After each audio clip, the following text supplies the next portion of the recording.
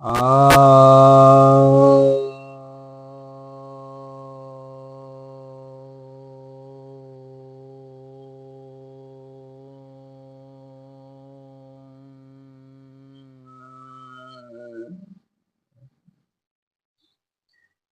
सभी भक्तजनों को सप्रेम नमन। तो आज आपकी जिज्ञासा का समाधान लेकर आया हूँ। एक जिज्ञासा आई है, क्या आज मनुष्य जॉम्बी हो गया है?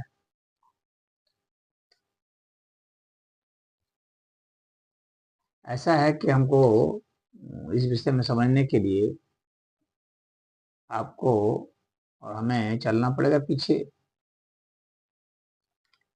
मनुष्य अकेला जन्मा नहीं है, वो समाज में जन्मता है, समाज में पलता है, समाज में बढ़ता है, समाज से वो सुरक्षा पाता है, समाज से जीवन पाता है। तो जाहिर सी बात है कि समाज के नियम कानून उस पर लागू होंगे, समाज के आदर्श उस पर लागू होंगे और समाज की सीमाएं उन पर लागू होंगी। तो समाज ने विकसित किया है क्या करना चाहिए क्या नहीं, डूज और डोंट्स, ये विकसित किया है कि किस तरह से मनुष्य ज़्यादा से ज़्यादा सुरक्षित ढंग से रह सके और अपने कुल खानदान को बढ़ा सके, प्रजाति को बढ़ा सके।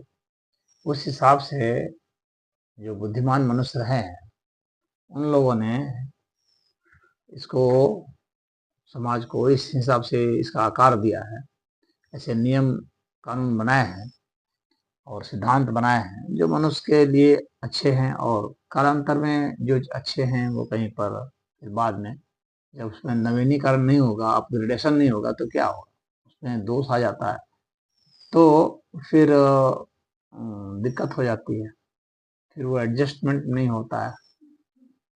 तो मनुष्य में एक संघर्ष की स्थिति उत्पन्न होती है, क्योंकि मनुष्य देखिए, मनुष्य के समाज ओवरलैपिंग समाज है, एक समाज नहीं। यानी मनुष्य का समाज जो है ना, उसको समझने के लिए समझिए कि वह जिस कुल और पैदा हुआ है वह भी एक समाज है, जिस वह जाति में पैदा हुआ है, जिस बिरादरी में पैदा हुआ, भी एक समाज का निर्माण करता है। फिर वह जिस धर्म का है उसका भी एक समाज है, उसमें भी नियम कानून है, तो ये ओवरलैप हो गया। फिर वह जिस क्षेत्र में रह रहा है उस क्षेत्र के भी अपने समाज हैं, उसके भी अपने नियम कानून, रहन सहन सब तरीके हैं, खान पान सब है, वो भी उससे ओवरलैप करता है। फिर वह जिस जगह रहता है, जिस क्षेत्र में रहता है, जिस देश में रहता है, उसका भी अपना नियम कानून है, सभ्यता संस्कृति संविधान सब कुछ है। फिर वह पूरे विश्व के समाज के साथ भी रह रहा है, विश्व के सारे देश हैं तो उनके उस पूरे विश्व का भी अपना नियम कानून है। अब इन सभी स्तर के जो समाज हैं उनसे उसको सामंजस्य बनाना पड़ता है, और जिस क्षेत्र में वो रहता है उसमें भी समाज बनता है, उसकी आजीविका से समाज बन जाता है। वो जो जो काम कर रहा है वो मनुष्य, उससे संबंधित भी तो समाज है।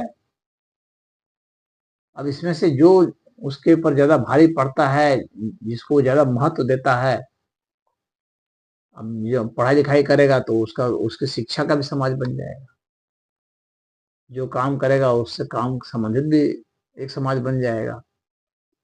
अपने यार दोस्तों का बना लेता है, वो भी समाज बन जाएगा। आपको अब तो जो है सोशल मीडिया का जमाना है, तो उसमें भी वो अपने यार दोस्त बना लिया अपने हिसाब से, तो उसको वो भी एक समाज है।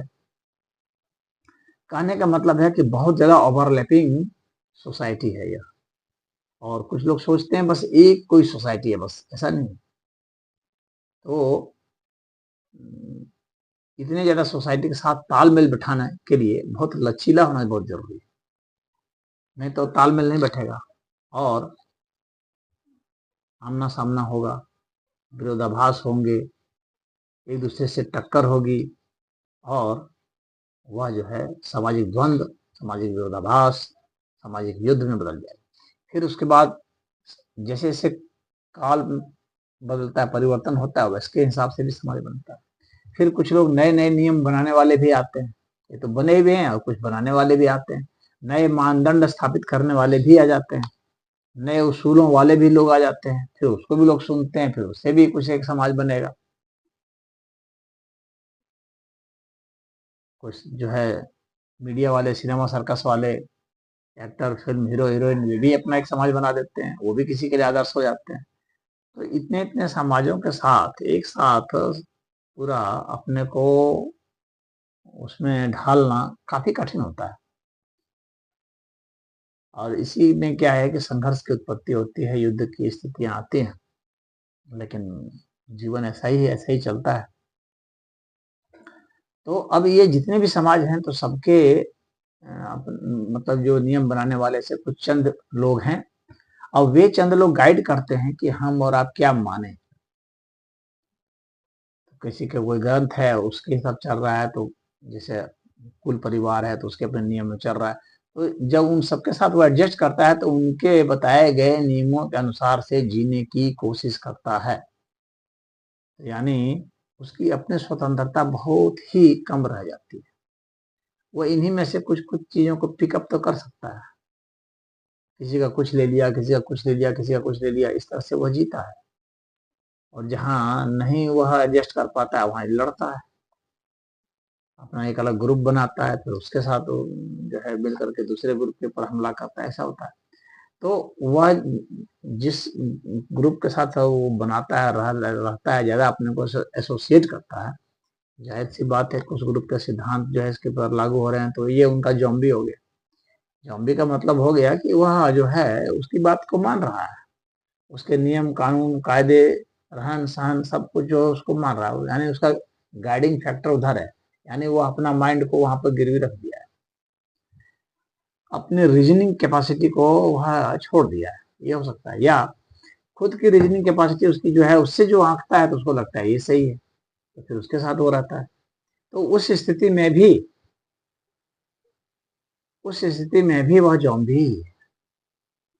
यानी वह जो रीजनिंग कर रहा है तो वह रीजनिंग भी क्या स्वतंत्रता लिए हुए, रीजनिंग की क्षमता भी जो है वही एक सोसाइटी ने डेवलप किया है और उसके हिसाब से वो आया है।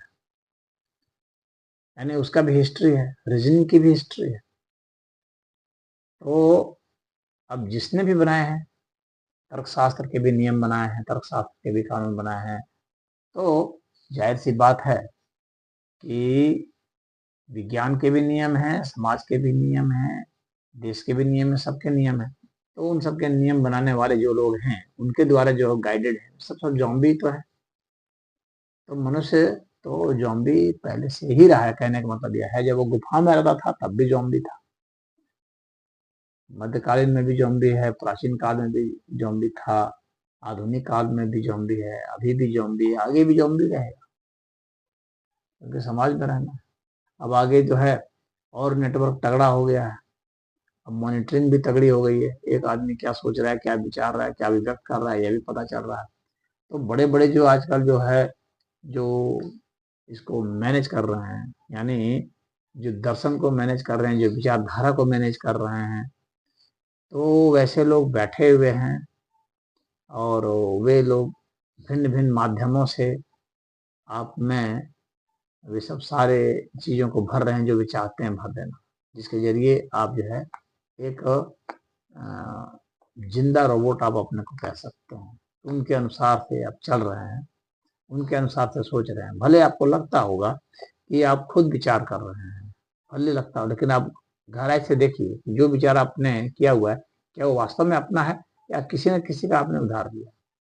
तो आपको पता चलेगा कि किसी ने इसको पहले कहा है, कहीं ना कहीं ग्रंथ में, किताब में, या किसी ने उपदेश में, या जैसे भी कहा है। तो आपको लगेगा ओ मैं तो वहां से गाइड हो रहा हूँ, कम से कम उस मुद्दे में तो गाइड होएगा। भले आपने चेरी पिकिंग की है, कहीं से कुछ उठाया, कहीं से कुछ उठाया, लेकिन जो आपने भानुमति का कुनबा जोड़ा है, कहीं की ईंट कहीं का रोड़ा लेके, तो आप देखेंगे ये कहीं की ही ईंट है, ये आपकी ईंट नहीं थी, आपने ईंट नहीं बनाई थी। तो वहां से आप निर्देशित हो रहे हैं, वे सब डायरेक्टर हैं, आप एक अच्छे एक्टर की तरह एक्टिंग कर रहे हैं, अपनी सोच समझ के अपना स्क्रिप्ट आप करेंगे। तो जब आप अपना स्क्रिप्ट लिख सकते हैं, जब बहुत रीजनिंग कर सकते हैं, जब वो कोई अनोखी नई बात आप कर सकते हैं जो पहले किसी ने नहीं की, जो अब तक किसी ने नहीं की है, तो ही आप समझना कि आप वास्तव में जॉम्बी नहीं हो, अन्यथा जॉम्बी हो। अब किसी भी समाज को ले लीजिए, वो क्या कर रहा है, सबका तो गाइड के लिए भाई ग्रंथ है, उस ग्रंथ के हिसाब से चल रहा है। जाहिर सी बात है कि ग्रंथ का वो गुलाम है।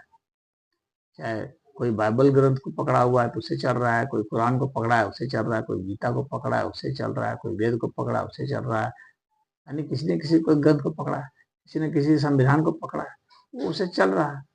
किसी ने किसी महापुरुष को पकड़ा है, उससे चल रहा है। तो अपने उसके विचार कहाँ है, अपने उसकी खोज कहाँ है?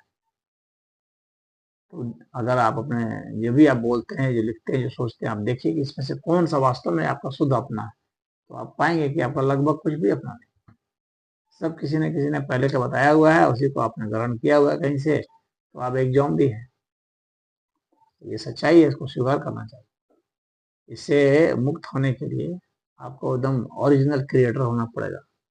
रियल जो है, डिवाइन जो है, आपको नॉलेज हासिल करना पड़ेगा। उच्च स्तर का वैज्ञानिक होना पड़ेगा, उच्च स्तर के कलाकार आपको होने पड़ेंगे, उच्च स्तर के संगीतकार होने पड़े, तभी आप कुछ ना कुछ जो है अपना उसमें कुछ कर सकते हैं। आप कह सकते हैं कि ये वास्तव में मेरी क्रिएशन है, या मैं ज़ॉम्बी नहीं हुआ। तो मान लीजिए कि आपने 5% या 1% या आधा परसेंट कुछ ऐसा कर दिया, तो ठीक है, आधा परसेंट के लिए आप ज़ॉम्बी से मुक्त हुए, लेकिन 100% मुक्त नहीं हो सकते किसी हालत में नहीं। क्योंकि आप एक चीज में ठीक है कुछ खोज लिए, लेकिन बाकी चीज पता चला कस्टम में तो आप पुरानी चीजों को ही फॉलो कर रहे हैं। पहनावा ओढ़ावा तो आपकी पुरानी चीजों का, कितना भी कोई एडवांस साइंटिस्ट हो जाता है, पहनावा ओढ़ावा तो पुराना ही रहता है। उसके घर परिवार का रस्म रिवाज पुराने ही रहते हैं, धर्म संस्कृति वगैरह सब पुराने रहते हैं। यानी आप कुछ प्रतिशत ही जो है अपने को नया कर पाते हैं, यानी एक तरह से विकास कर पाते हैं। सडन आप 100% जो है बिल्कुल अलग नहीं हो पाते। तो यह जो है समाज की हमारी आपकी सच्चाई है, इस सच्चाई को स्वीकार नहीं करना चाहिए। हरिओम।